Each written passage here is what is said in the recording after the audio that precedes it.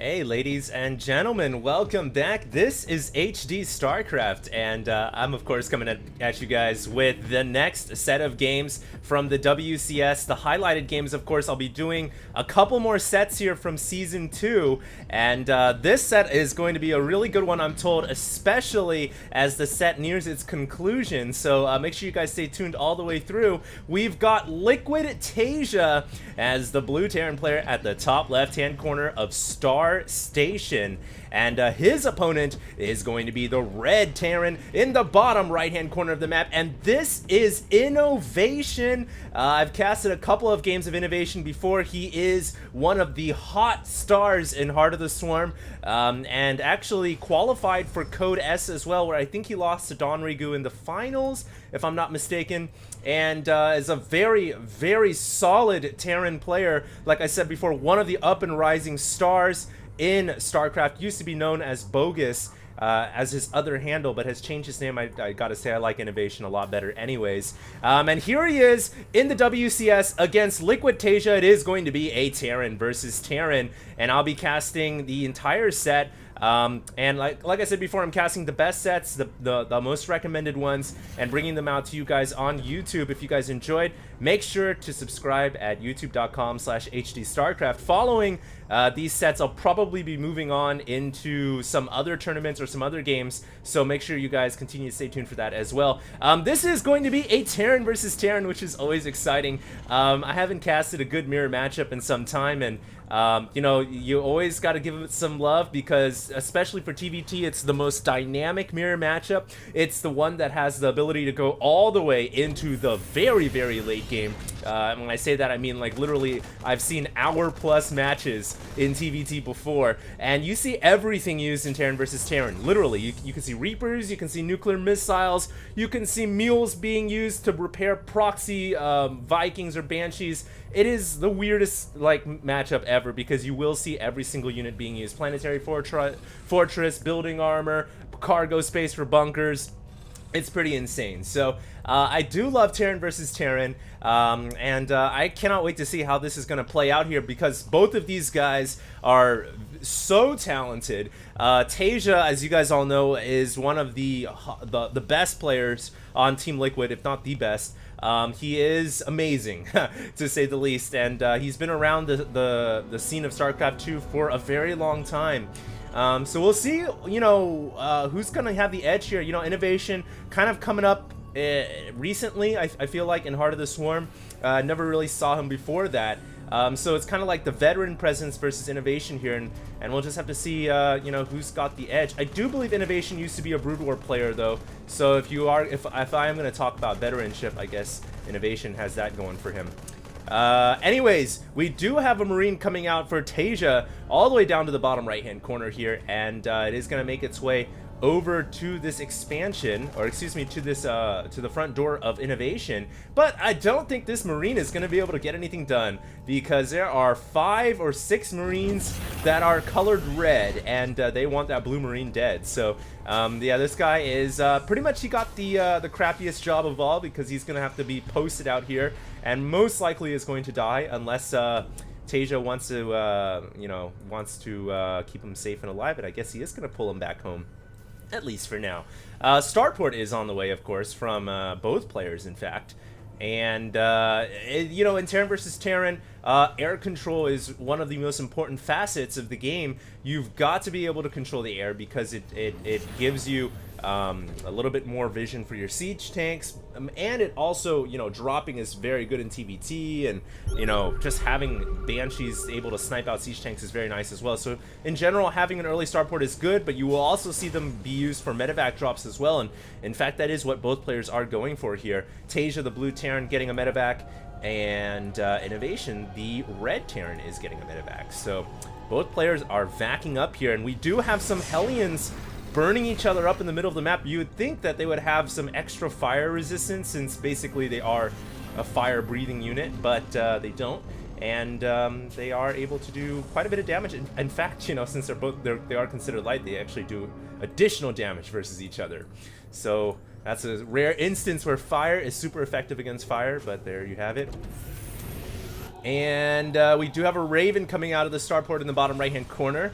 And that's actually pretty common now in Terran versus Terran, because the Raven allows you to see burrowed Widow Mines. And on top of that, it's always been a nice unit to have around because you can get a little early harassing with the auto turret. And the PDD is nice in Viking versus Viking wars as well. There is a comsat that gets dropped down. And Taeja is going to see everything that's going on in there. Both players are on 2 bases. It is actually a pretty close game now. Very casual, I'd say. No real action to speak of just yet. But, you know, you just know that when you've got 2 players of this caliber, there will be a crazy battle eventually. And, you know, just kind of waiting here to see when that does happen, of course. Innovation here. Is he going to push out? He's kind of doing the Mamba right now, back and forth between the natural and main, just going back and forth. And I'm not sure what exactly the Raven is doing. I guess it's on patrol? No, he's actually manually controlling it. So I'm not sure what Innovation is doing right now. I think he's kind of hesitating a little bit. Not too sure if he wants to attack, if he wants to sit back. He is actually going for a 3rd expansion. So that's always a good idea. You know, when in doubt, expand. And that's going to go well for him. He's actually separated his Viking and his Banshee, bringing one of them and 2 of them up to the north. And he's scouted with an initial Marine here. And he is going to go for this attack here at the front door. Now, Taeja's force is actually a little bit thin. Wow, I'm actually a little surprised here for Taeja because he doesn't have as many units as I thought he would. And I'm not sure what the reasoning here. Both players don't have any upgrades, but we can see Taeja is trying to get all the bio upgrades going right now. So maybe that's one reason why his forces are so thin, because he spent so much on his upgrades. And this is a weird attack from Innovation with all these Hellions just going to roll on through. And fire is being super effective right now. What Taeja needs to produce is Marauders. He needs to produce them en masse to deal with this. Auto turrets getting dropped down as well, which are going to help out just a little bit. And you can see that Taeja is in a lot of trouble. Got to get the supply depot up, but he could not get it up in time. And now Innovation is inside the heart of Taeja's base. And you can see SCVs are going to be pulled off the line to defend, but that is never a good situation. You're going to lose a lot of SCVs here for Taeja. And the Vikings even landing on the ground as well. And I think Innovation is just going to straight win game 1. Unless Taeja can hold on, do something here. It looks like he might just barely be able to hold on if he can get more reinforcements out of these buildings.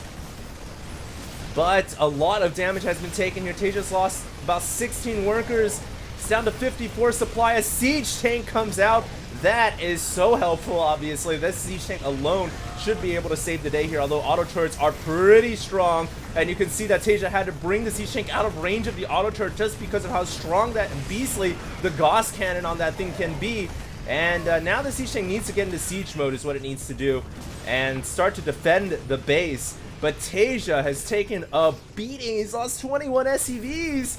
And he's got like half the number of workers that Innovation's got, not to mention Innovation's got that extra base as well. So what a play by Innovation, being very creative there with that attack, just like a massive ground battle. And he just sent in a huge army of Hellions. And in fact, he's actually got them in Hellbat form.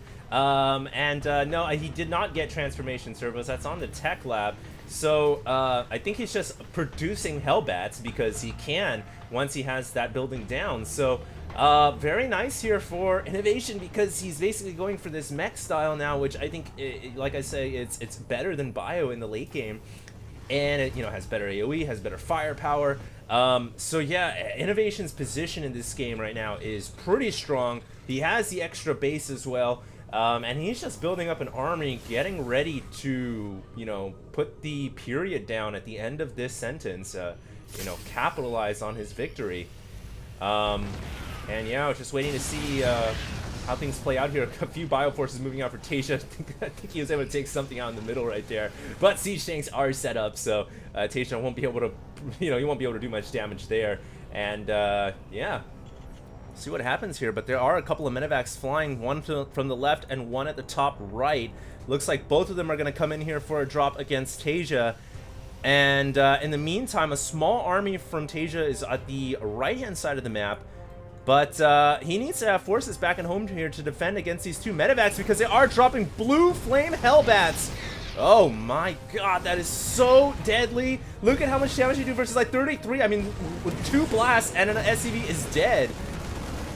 does like 66% of the health of an SCV in one shot, maybe more, like 75%, maybe like 80% even. It is pretty ridiculous, and those Hellbats are continuing to add on to the casualties here for Taeja. And I just don't know what Taeja's gonna be able to do. But I'm looking at the supply here, and one thing I've got to say is Taeja has been able to climb out of the hole. He's only down by about 20 or 30 supply right now. It's looking like he is recovering just a little bit, but is it gonna be enough? I don't know. Yeah, I really think he's taken a lot of damage this game, and he is gonna have to pull out some inner Gosu status in order to overcome the disadvantage he's currently at. He is going to think about making an attack here. One thing I will note is he does have better upgrades than his opponent's stim pack, combat shields, concussive shells, and +1/+1. Innovation only has blue flame and +1 vehicle weapons. So it is, I mean, obviously Innovation is going for basically a mech army. He is not going for, a bio army. So, yeah, it works out well for Innovation, and I still think Innovation's army is obviously quite a bit stronger. And one thing I will say as well is in the late game, Mech is, I think, superior to Bio. It might be a little less mobile, but in a big battle, the AoE firepower of a Mech army just absolutely, disintegrates Bio. And for that reason, I think Innovation is in a pretty good spot here. And you'll note he never even bothered to get transformation servos. It doesn't really, you don't really need to, I guess, once you already have, once you already have the option to build either or. But yeah, it looks like Innovation here is gonna push out with this army. It's a very scary mech army, but Taeja has a few siege tanks of his own here, and this is the battle we've been waiting for. Now, will the upgraded Bio be able to overcome the mech? I don't think so. The AoE just way too strong, and Taeja has to GG. Look at his army just completely obliterated in seconds.